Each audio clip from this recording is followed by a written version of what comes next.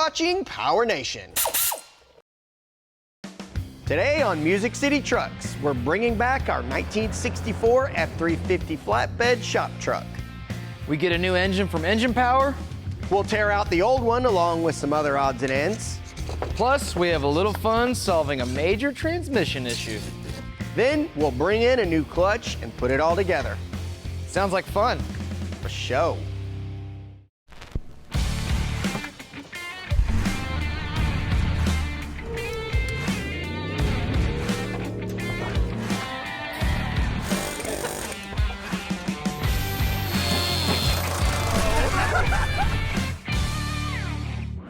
Welcome to Music City Trucks. I'm Brandon Burke. And I'm Mark Christ, and as you can see, we're not in our shop. We're actually right next door in Engine Power.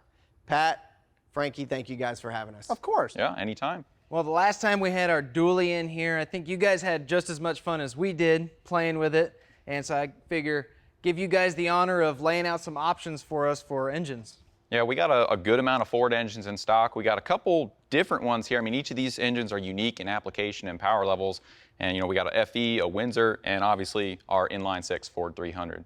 Yeah, I'm glad that they're all blue oval engines. I appreciate that.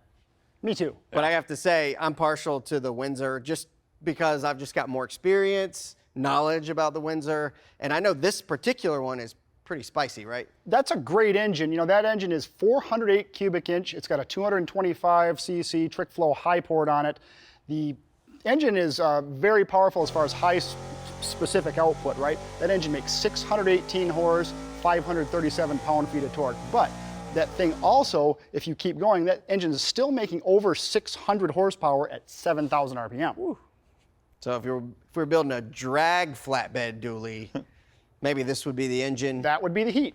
We'd have to take some gear out of that truck. Yeah, among other things. Among changing a bunch of other things that so won't snap, yes. Yeah. Got it. All right, well. Option number FE? two. Option number two, 445 cubic inch FE. This thing is no slouch either. It makes 586 horsepower, 566 pound-feet. It's got this cool nostalgia hot rod type look. We got the trick flow dual 4150 manifold with dual Phytech throttle body injection. This thing ran great on the dyno. It makes great power. It's a stump puller for sure.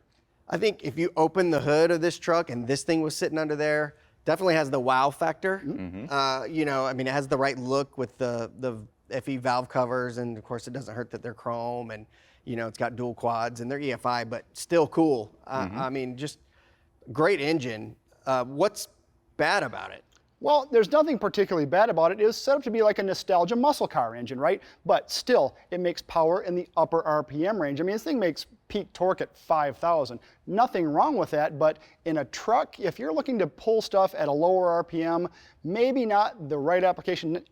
If it has a stick in it, anything will work, right? Mm-hmm. But this is set up more for something that's a little bit lighter, not as much set up for a towing application. It does have a hydraulic roller in it, but I'm not saying it's the perfect operation for that.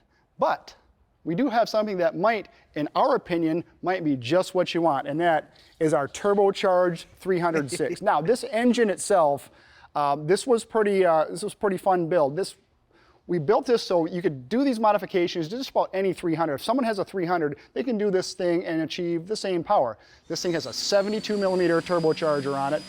This thing still has a flat tappet cam, an aftermarket head. But the nice thing about this engine kind of beats the crap out of both of these in torque. This has diesel level torque. It makes 597 pound-feet of torque at only 13 PSI. We can turn it up higher, but this thing also makes 522 horse. And it does it all below 5,000 RPM. Yeah. So that's that low RPM stump pulling torque that you're looking for. So if you want to adjust the power, you can't really adjust the power on these unless you just crank a bunch of timing out of them and stick a rag in the top of one of them.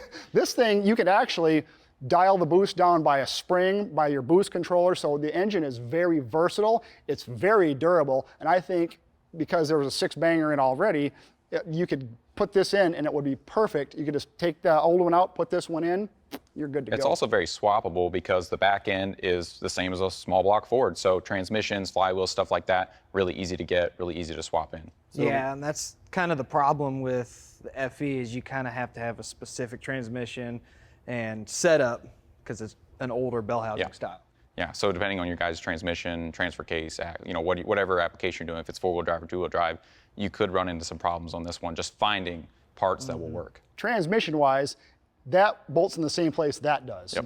You know, so that's the commonality is there. I just think this was the right application and this will be the right choice for that truck. I mean, what else were you going to do with this thing? Well, we may or may not have plans for it, and we may or may not have Parts for it. parts already in stock for it. So put it in, get it running, and when you want to raise the horsepower level at some point, give it back and we can tune you up on that. So what you're saying is we can borrow it. Yes. Yeah. Borrow, Until we borrow need is the key word. We need a bigger drip. Yeah. Yeah, that's about the size of it, yes. But I think this would be pretty fun to do. I would love to see it in a vehicle. I think this is a great application. I think right. it's the perfect one. I'm partial to the straight six. I'm down. I'm down for that. I'll just say this. It looks like we have an engine. Up next, we're tearing down our county truck and pulling out the engine and trans.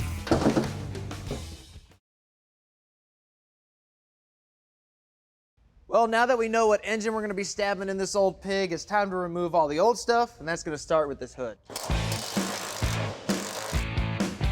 You got help? Some help. Take her away. Now that we know what engine we're running, we're excited to be jumping back on our flatbed shop truck. Going up.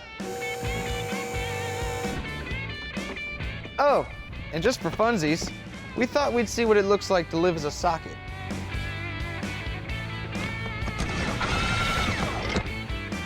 Cool, right?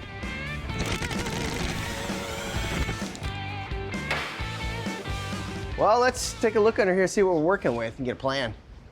Well, the biggest question is transmission. Yeah. What are we going to use? Are we going to get a transmission that's going to fit with the 300 small block bolt pattern?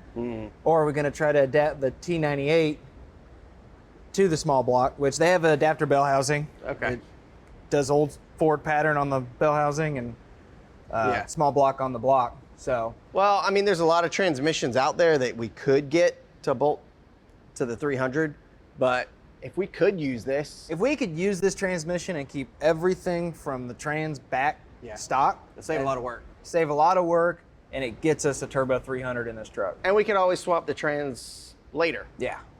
Well, even still, even if we are going to reuse this trans, I think we should still pluck the engine Yeah. transmission out together. Take Then it we out can- as one unit. Yeah, we can fit the trans with the adapters and all that to the engine outside of the truck. Save a lot of hassle. Stab it back in and be done with it. Yep. So drain fluids and disconnect the 8 different things that hold this engine in the truck. If that. I'll get the drain bucket. First thing we need to do is get all that old oil and coolant out of the way. Mark leaving me with the hard stuff.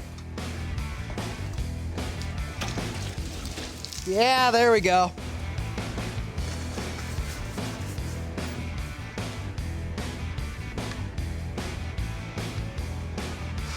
Sawzall time, tossing all that old exhaust.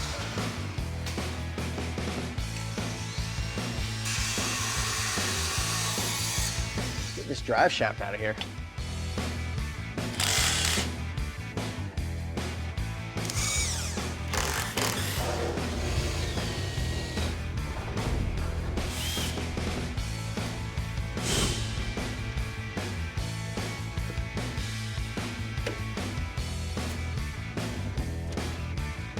Now it's time to access the top of the transmission by removing the transmission tunnel. It's just a little puzzle. This is what I like about Ford floor pans is you can take the trans tunnel off and access the transmission, disconnecting the brake lever, undoing the shifter, and then getting this engine and transmission out as one unit.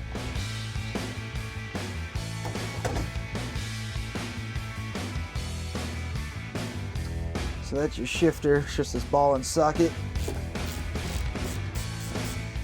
Voila.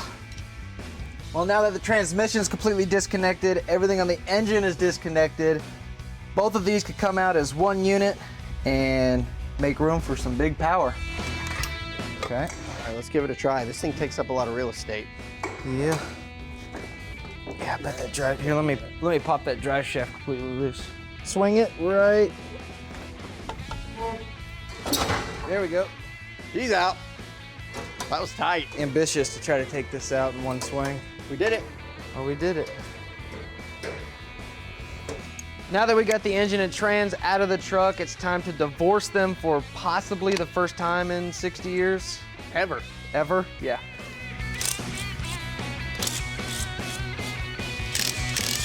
Ready? Yep. There it is. Wow, look at that rat nest. Oh. That's awesome. Now that we have our engine out and transmission divorced, let's do a little comparison between our original 6 and our 300 we're putting in it. Now, this is a 223 cubic inch Ford 2nd gen inline, and this engine shared a bunch of parts with the Y-Block family and subsequently had the same lubrication problems as them. But that's really the only downside. One way to identify between the two is that the intake and exhaust is on the driver's side and the distributor is on the passenger side. Now moving on to our Ford 300, they made this from 1964 to 1996, and this is considered their 4th gen inline. Now this has the intake and exhaust on the passenger side with the distributor on the driver's side. The one thing that makes these engines a little bit more desirable than our original one is that they put them in a bunch of vehicles. It's got a gear-driven timing set and 7 main bearings. So this is a really indestructible engine. So you can tow with it, you can abuse it, throw a turbo on it, and those are the main reasons why we're throwing it in our truck, and we had it. Up next, our transmission situation didn't turn out quite like we planned.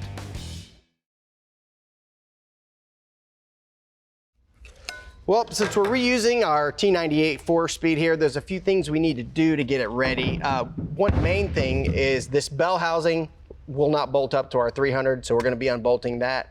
And as you can see, it's got a bunch of dirt, mud, and grime built up over the decades. We want to go ahead and get that cleaned up the best we can and get this thing prepped to get mated to our 300.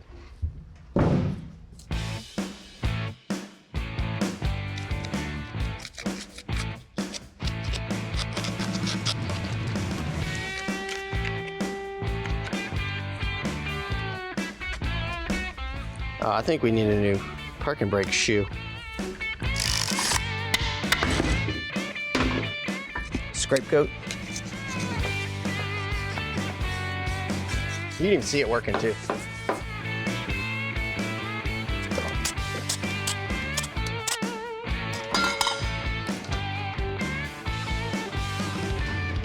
Well, we've got our old T98 all cleaned up, and it's actually in really good shape. Inside looks really good, and we could probably use this transmission, which is a great relief. But the only way to get this transmission adapted to our 300 straight 6 is going to be with this QuickTime bell housing that we got from Summit Racing. It's made to adapt to the old Ford 4-speed top loader transmissions. It's got several different patterns here. And then also, it's got the bell housing pattern for a small block Ford or a 300 straight 6. Now the bore on this is the exact same size that's going to fit our input bearing retainer here, which is great news. And then the top bolts line up perfectly. However, down low here, the holes don't line up at all. We could probably adapt that. It might be a little difficult. But then once you go inside here, you can see our input shaft. This is a kind of an oddball size. It's like 1 3/8 10 spline. In order to get a clutch that'll work with that input shaft and our 300 straight 6, practically impossible. Nobody ever made anything like that. So really at this point, although this is a nice bell housing, we might be able to use it, we really need to go back to the drawing board and go with a different transmission. Well, that's how it goes sometimes, mix matching old Ford stuff. Sometimes things just don't fit, and that T98 isn't gonna work for our 300, so I'm at a place that has a bunch of Ford stuff, transmissions, transfer cases, pretty much anything, and we're gonna try to find a T19 or a T18 for this thing.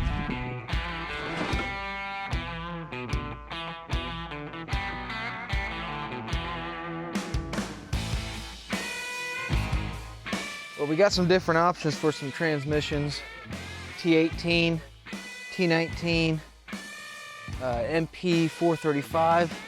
This truck right here has the T18, you can tell by the shift pattern. two-wheel drive truck. This would work for us if we wanted. It's behind a 300. So that might be a candidate for us. Keep looking.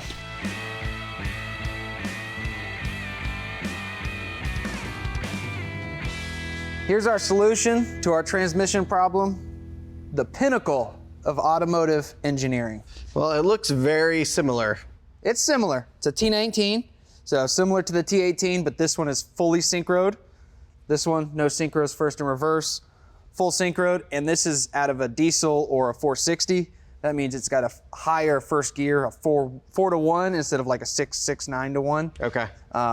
So it's gonna be better on the street, better for horsepower, still just as strong as our T98 or a T18. And the best part about this one is it's got a 10 count input shaft. Yep. And our small block bell housing will fit to it. Sweet. Now all we really need to do is put the bell housing on, make a cross member, and drop it all in. Let's do it. Let's bolt stuff together. Ooh, that is a premium fit. Nice fit. It's like it was made for it. We made quick time of this bell housing install. Yeah, we did.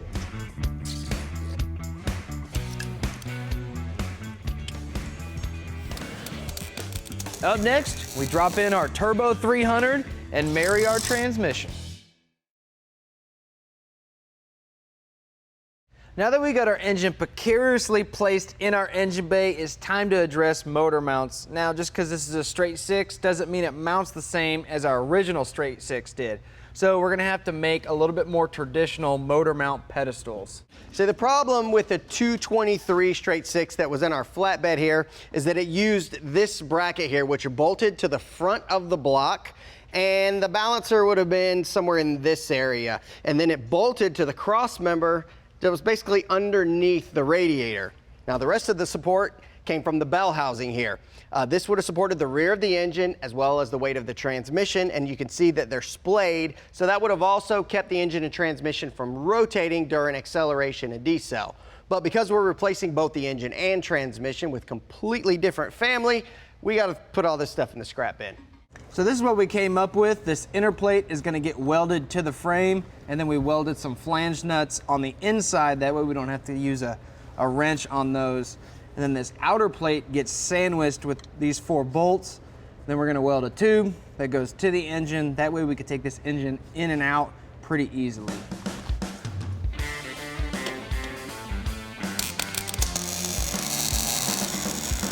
I'm gonna just turn or push it.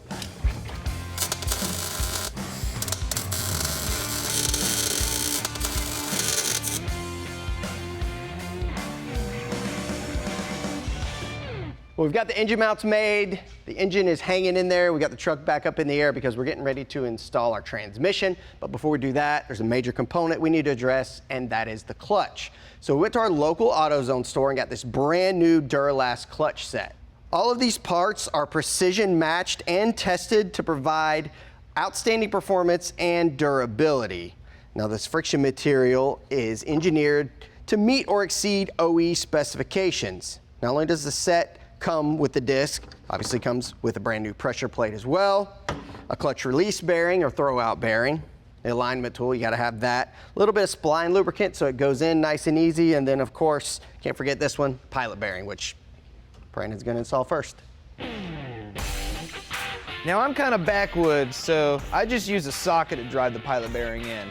And remember, it's gotta go in straight. I don't make those things light. Got these ARP flywheel bolts. We're gonna put some of their assembly lube on the head of the bolt. Not too much though.